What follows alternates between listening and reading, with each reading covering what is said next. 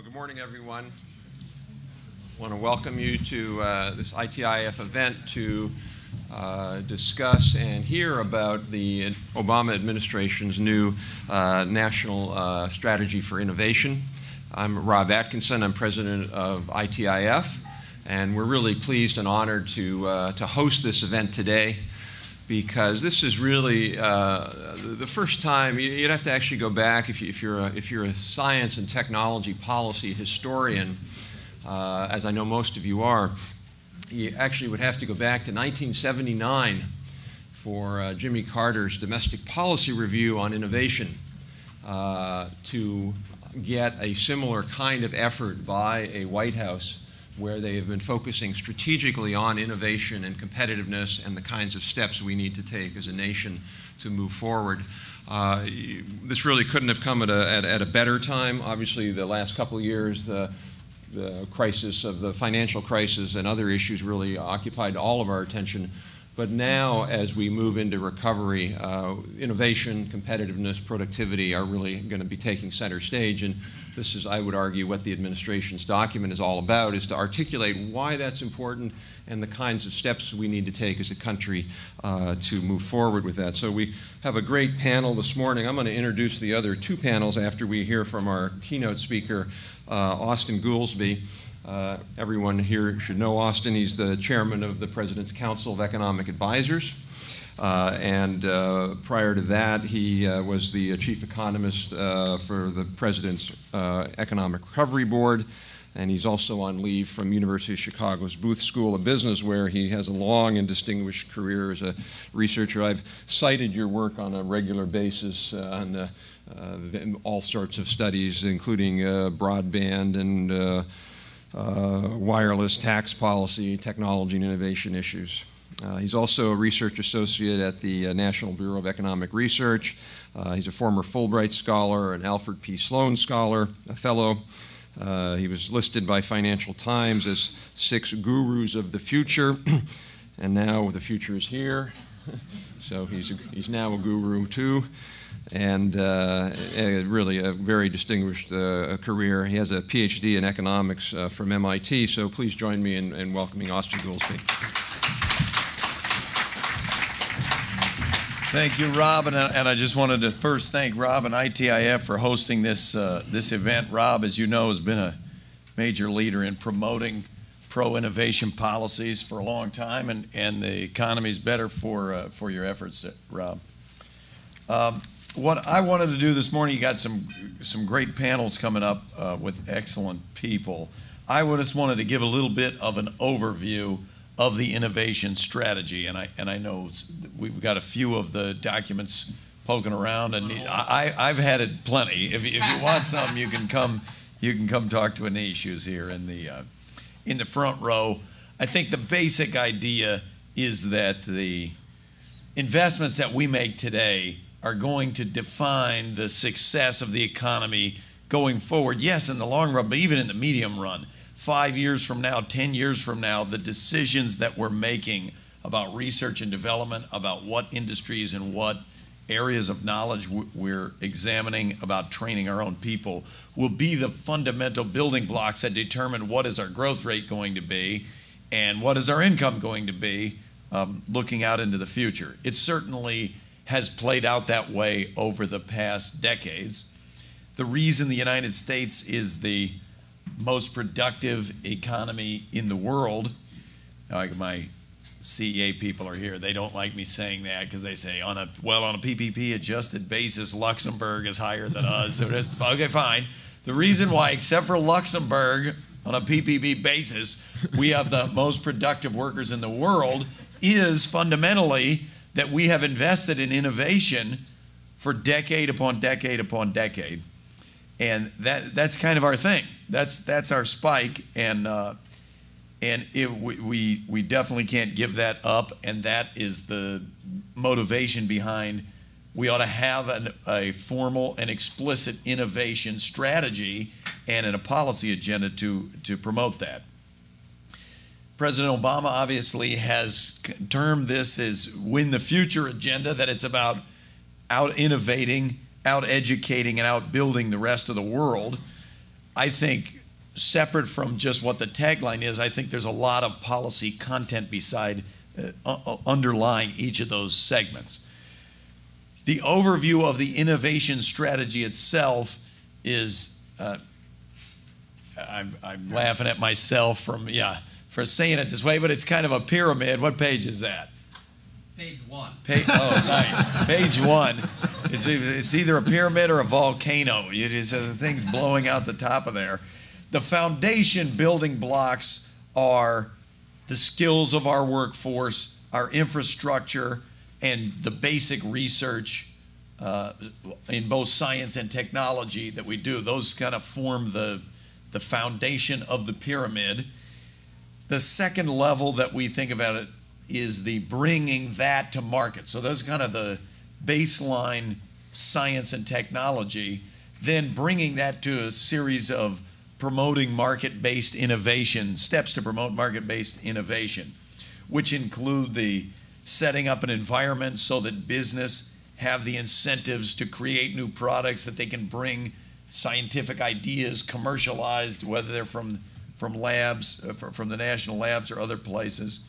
And then third, we have to invest in a series of what we've termed the national priority areas, whether they are clean energy, advanced manufacturing, biotech, IT, things of that nature. So I thought what I'd do is just give you a slight second layer of detail about each of those policies. We'll probably have time for a couple questions if I don't go over. Okay, so the part of Foundation 1 are the building blocks.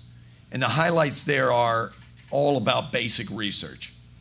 So on innovation, public investment in R&D was well over 2% of GDP in the 60s. By the 1980s, it was 1.5% of GDP. And by even before the financial crisis and recession, it was down to less than 1%, 0.9%. So the president identified that he wants to get the R&D share of GDP back up to 2%, calls for, and in his budget, you've got doubling the budgets of key research agencies like the NSF, the Department of Energy's Office of Science, NIST, doubling the energy innovation hubs, expanding the ARPA-E program, a series of things in which we return public R&D investment to kind of the levels that existed around the time of the space race, because that's the mentality that we want to have, but that's also critically important. The research has documented that these public investments in basic R&D have an 8 and 10-fold rate of return for the private sector for every dollar that's invested by the public sector. On the education area, as everybody probably knows, our 15-year-olds are scoring at best in the middle of the pack internationally and in science, and well below that in math. Our college graduation rates of young people used to be first in the world, and now we're something like 9th or 10th. And so the innovation strategy is to get 100,000 new STEM teachers over 10 years, establish an ARPA for the education department to try to create these breakthroughs in learning technologies, as well as to continue race to the top, change the equation, and some of the policies that have been successful so far in trying to improve the educational outcomes and the orientation to science and technology. Finally, in the build part of it, we've got the wireless initiative. I'm sure Anish will want to tell you extensively about that, but we're trying to promote the private sector to roll out investment in a 4G, fastest in the world wireless network that would connect more than 98% of the American people.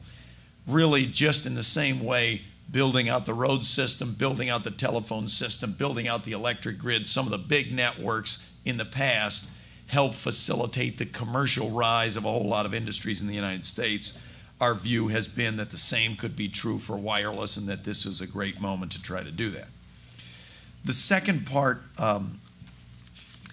of the pyramid, the market-based innovation, I'd say the highlights are around trying to help startups and trying to move companies from that initial level into a growth phase. So Startup America is this entrepreneurship program.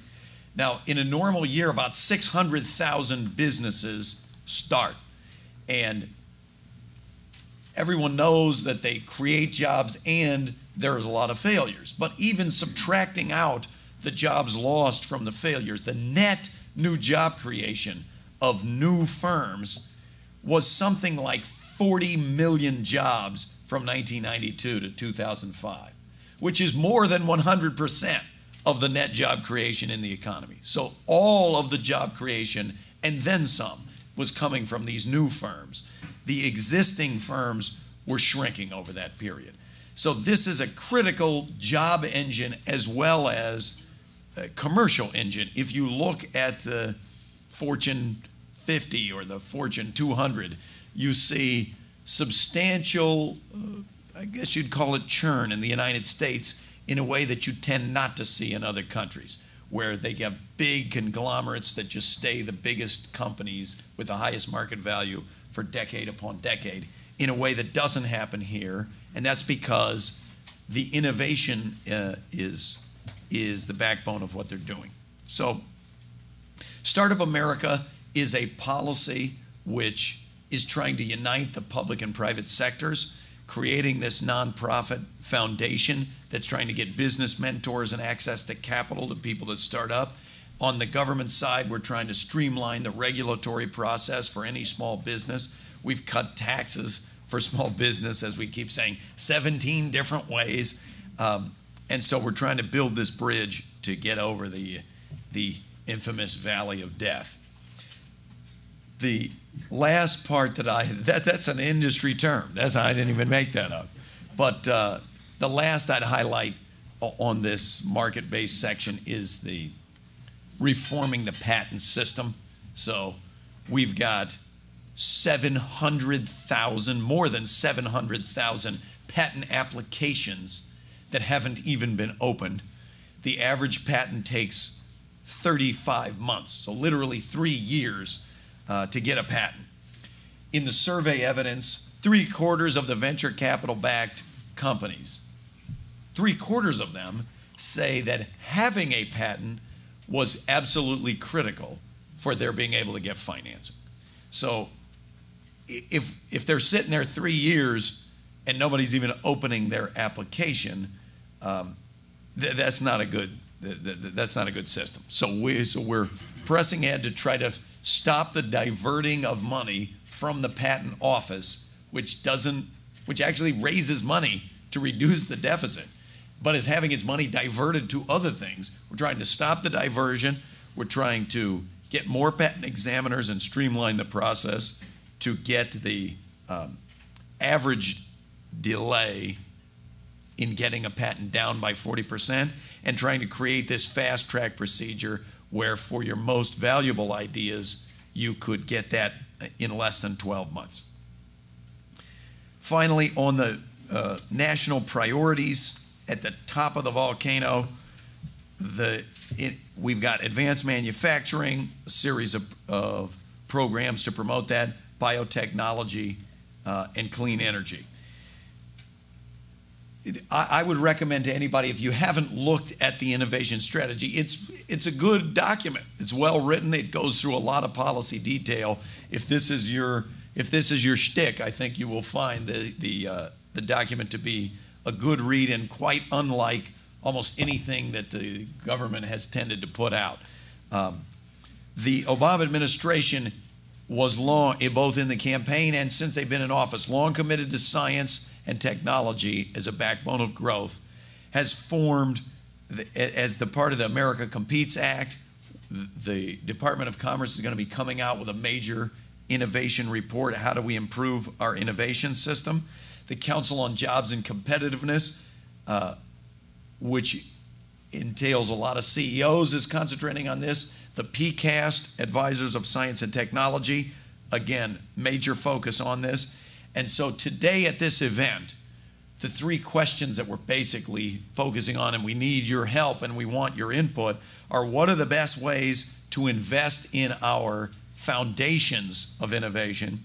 What are the most critical national priority areas that we ought to be mindful that we not lose? And third, what important issues have we, the administration, not yet engaged with? And on things like that, what are ways that we can move forward, whether it's consulting with outside groups, is it policy in the administration, et cetera. So we're very much looking forward to your input, and we're very happy that ITIF is hosting and put this together for us. That's my overview. If we have questions, though, as Rob mentioned, I'm a professor, so if you don't have questions, I'll just go all day. I'm fine with that. The real question is, do we have to take the test now? Yeah. So let me turn it over to questions, and there's a mic, which I guess maybe easiest if you want to come up to the mic, lady back there, but Paula, I'm sorry. So you can go first, sir, and then. Okay. Yeah. Good morning. I'm Todd Wiggins, a local business owner, and I'm very interested in anything that has to do with technological innovation and patent reform, which is, I understand that that's an important aspect of overcoming the deficit or dealing with the economy, the economic situation to spur growth in the small business. So what can you bring to the table in terms of advising people how to develop small businesses in their hometowns, not just here in DC, but throughout the entire U.S. that we don't already know? How can you get us excited about the potential of American growth in manufacturing and innovation, et cetera, that everyone should come to the table and work together? Well, first I'd say, do you know Anish? Because if you talk to him, you're going to be inspired to start a company. Look, I would say this. I'm just an economist. So I tend to think in numbers and abstract and whatever, and that's, a lot of people find that less than inspiring. But I'm going to tell you, if you look at the data on the U.S. manufacturing, if manufacturing is what you're most interested in, over the last year, look, it's been a very tough 15+ years in manufacturing. We dropped the share of the GDP in manufacturing since the 50s has fallen from, I think, 27% down to a little over 10%. Over the last year, employment in manufacturing has rebounded.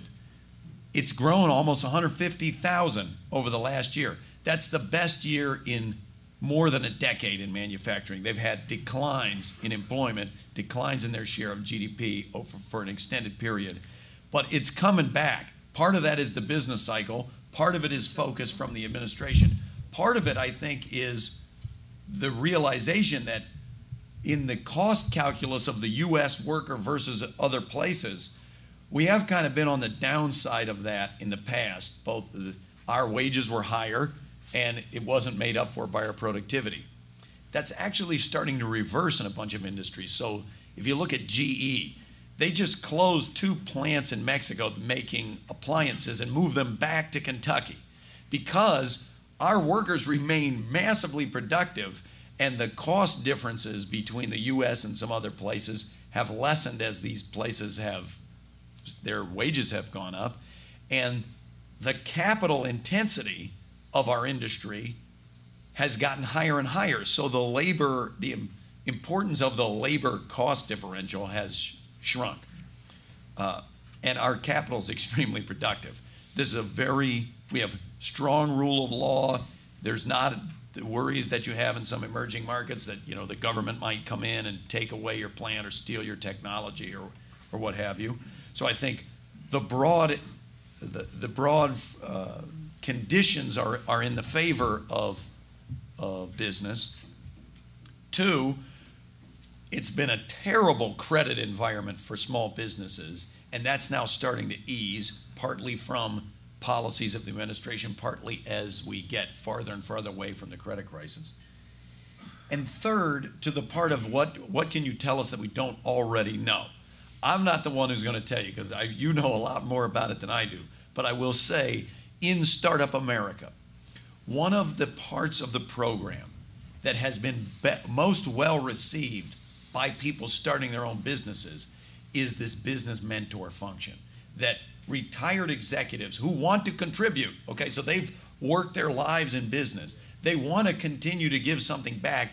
They say, look, I would like to help a young person who's just starting out, explain to them, here's how you do it, here's how we did it, here's how you get financing, here's how you negotiate your contracts, or here's how you buy in bulk. That's been really well received, massively oversubscribed. You see these entrepreneurs are down there, how do I get me one of these mentors? I need to talk to them. So that's been a very exciting part of the program. And so I'd say, don't talk to the professor, go talk to the business guy. But those are my three answers. Hi, I'm Paula Stern, and I've been part of this competitiveness and innovation debate for a long time. And I'm representing, though, today the National Center for Women and Information Technology. And I want to go back to your building blocks, and in particular education, for a workforce with skills that will meet this vision that you've laid out so clearly. And unpack the word STEM, science, technology, engineering, and math, and focus on computing and IT skills. And want to share with you what NC WIT has come up with, which is a map, an interactive map, congressional district by congressional district, showing the very small numbers of kids or young people or students or whatever are interested in IT or computing science, whether it's through K through 12, up through college, community college, et cetera, in that congressional district, and the job demand in that congressional district to show that mismatch. How big it is compared to that. That's wonderful. That's a great map, though it's a depressing thought. Yes. So we were in talking with C.C. Rouse, and I just want to make sure that you knew about this material. Yeah, thank you for telling me that. C.C. Rouse was just left to go back to Princeton, but was the member of the Council of Economic Advisors and is a dear friend of mine and an expert on labor economics, and especially skills, education, and training. And so, Mike, I just wanted to thank the White House, too, for the Girls and Women's report last week, because it, for the first time, talked about computing skills and not just STEM. Yes. And I just would like to get your reaction to the focus that you were asking us to talk about. I'm not going to minimize the importance of the rest of STEM. Science, math, all is extremely important. Computing skills also very important to highlight within STEM. It pains me that it's a wonderful idea to have that map as a motivator. I'm going to go look at it, and it's going to break my heart, because at the national level, you see the data back up the point that you're making district by district, which is there's huge demand for people with computer skills, and the supply of new people is not there to meet that demand. And the president went out and had a dinner with Steve Jobs and some folks out in Silicon Valley. And Steve Jobs was talking about the iPad. And Steve Jobs said, we employ 700,000 people in China making iPads. And he said, and the reason that they're in China is they need to be near the 30,000 manufacturing engineers. That's wherever those manufacturing engineers are, that's where we've got to put the production, because they've got to be close to them.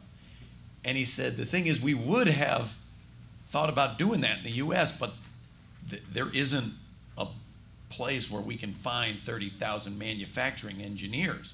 At the high level, the design and the PhD level, the US has got great people, but we've got to get some computer and technical skills at one level down from that.